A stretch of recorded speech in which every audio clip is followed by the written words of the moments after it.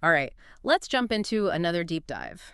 This time, we're tackling the Manhattan Project, that super secret World War II project, the one that led to the atomic bomb.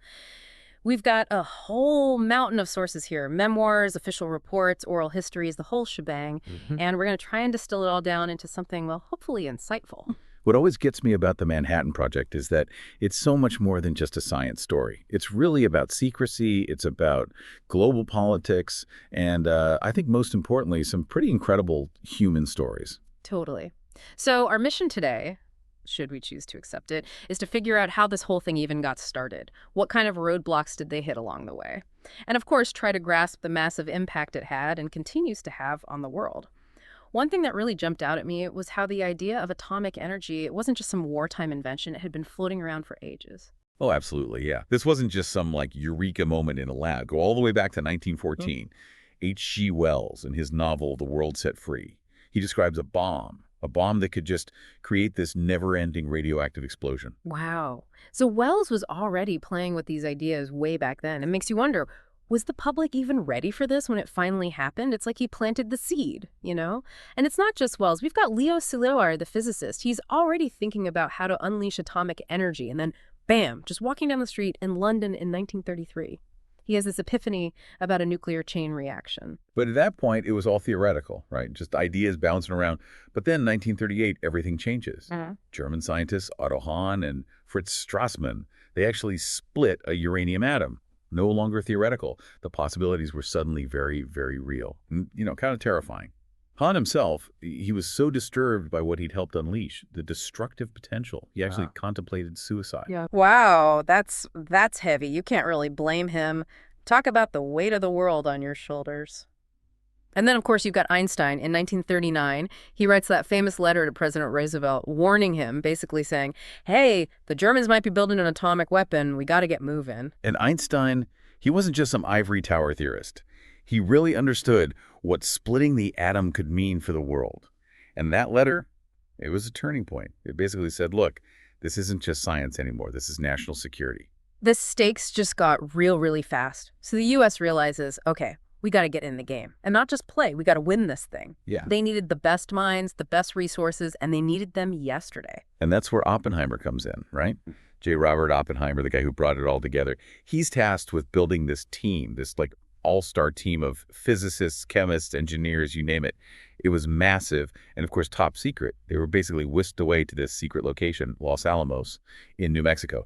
They called it and I love this, a new and uncertain adventure in the wilderness. Okay, so let's talk about Los Alamos. What do the sources tell us about the vibe there? What was it like for these scientists? What were they thinking, feeling? It's a fascinating picture, really. You've got all this brain power, these brilliant minds, but they're operating under this cloak of military secrecy. And on top of that, they're in this, well, pretty isolated spot in the desert. I think there was definitely a sense of adventure, being part of something historic, but at the same time, that fear that Germany was ahead in the race, it really fueled their work. Yeah, I can only imagine. Talk about pressure. But I get the feeling life at Los Alamos wasn't all like equations and lab coats, right? Didn't they have some pretty rough living conditions, at least at the beginning? Oh, absolutely. It wasn't exactly the Ritz. They had to adapt and fast. Hmm. New environment, intense pressure, and oh yeah, can't tell anyone what you're working on. Sounds like a recipe for some serious cabin fever. But even with all that, there are these amazing stories about life at Los Alamos, like, Philip Abelson. His parents sent him money for a new suit, but he was so dedicated to his research, he used the money to buy uranium for his experiments. Exactly. It's like, what new suit? We're trying to split atoms here. Yeah. It really shows how committed these scientists were. They were all in. Personal sacrifices and everything. And it wasn't just the scientists themselves, their families, they were part of this whole thing too, right? Barbara Serber, she talks about how uncertain and apprehensive she felt moving to Los Alamos, leaving their old life behind. Must have been a huge adjustment. Oh, definitely. It wasn't just a science project. It was a whole new way of life. Yeah. And even the kids, the scientists' kids, they had their own unique experience. Yeah. Can you imagine growing up surrounded by these, like, giants of science, playing in the shadow of this top-secret project? There's this story about how they used to raid the project's jump pile, turning discarded equipment into their own little adventures. That's fantastic. It just goes to show, even in this crazy high-stakes world, life goes on, but looming over everything was the threat from Germany. That constant pressure, that must have been intense. It was. It was always there.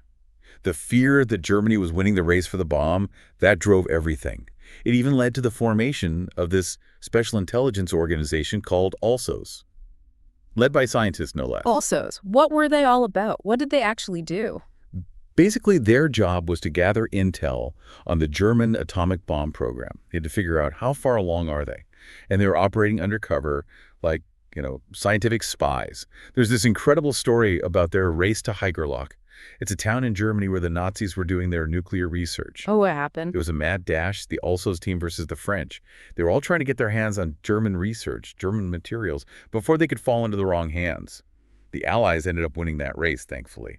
Yeah. But it really shows you how intense this competition was. I bet espionage was a huge concern with a project this big. Oh, absolutely. You've got the counterintelligence corps. They're trying to monitor everyone, prevent leaks, keep the whole thing under wraps.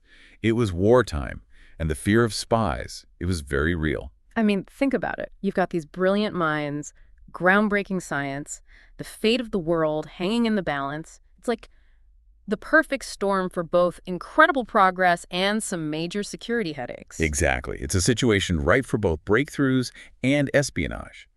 And it reminds us that the Manhattan Project, it wasn't just a scientific endeavor. It was deeply intertwined with all the political realities of the time. So we've got this race against Germany, scientists under pressure in a secret location, and the constant worry of spies.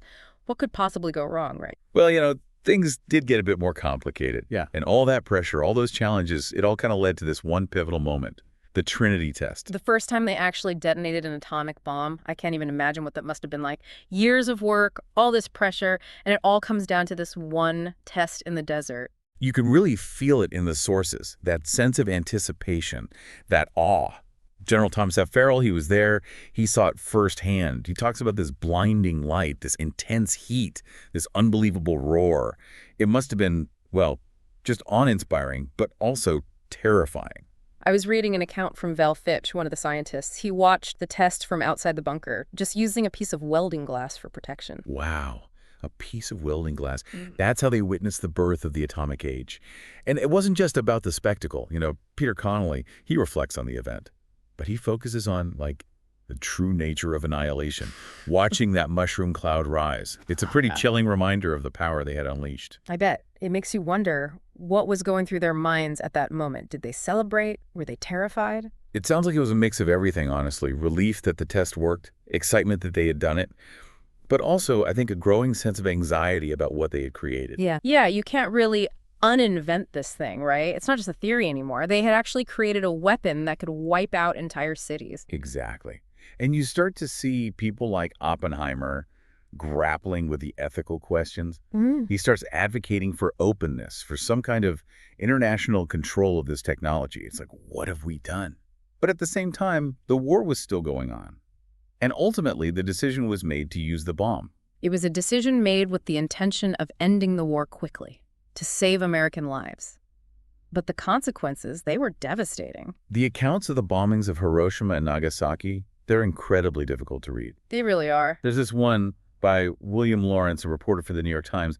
He was actually on the plane that dropped the bomb on Nagasaki. His account is, it's just horrifying. It really brings home the human cost of war, the power of these weapons. And even though, you have Truman and other officials saying it was necessary, that debate, whether it was the right decision, it's still going on today. I don't think there's an easy answer to that one.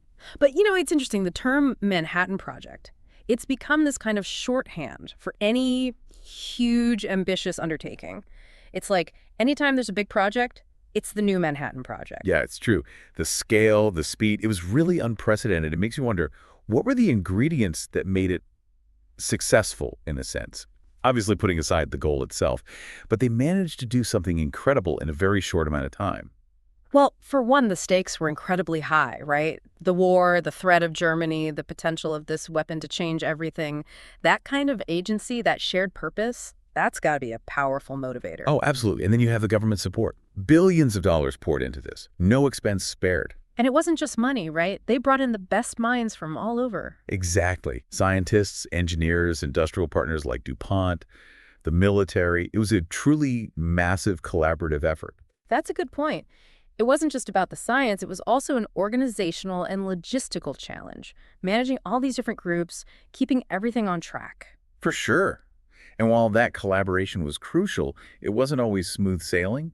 There were definitely tensions, especially between the scientists and their industrial partners, clashes over production methods, who was really in control. So even with a common goal, there was still room for conflict. Oh, yeah, absolutely. It really shows you the human element of the whole thing. It wasn't just equations and labs. It was about people, personalities, and all the messiness that comes with working together. And of course, we can't forget the big ethical question hanging over everything.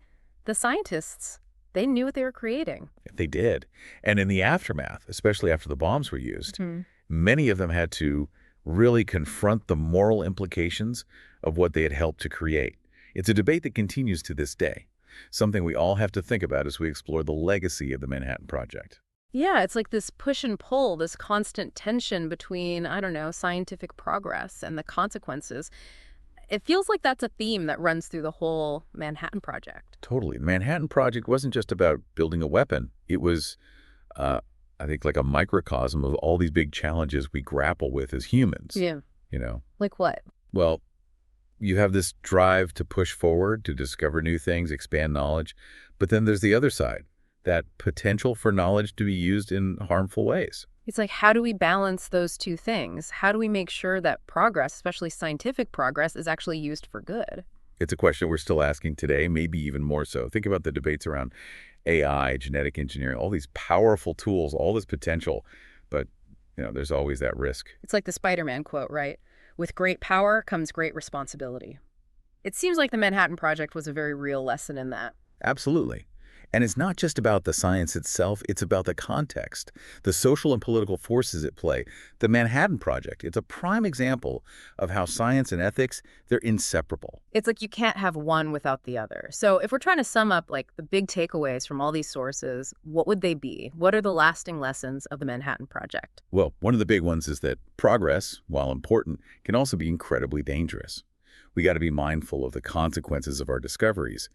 Think critically about how they might be used, both for good and for bad. So it's not enough to just figure out the how. We also need to be asking why and should we? Exactly. And another key lesson, I think, is about collaboration.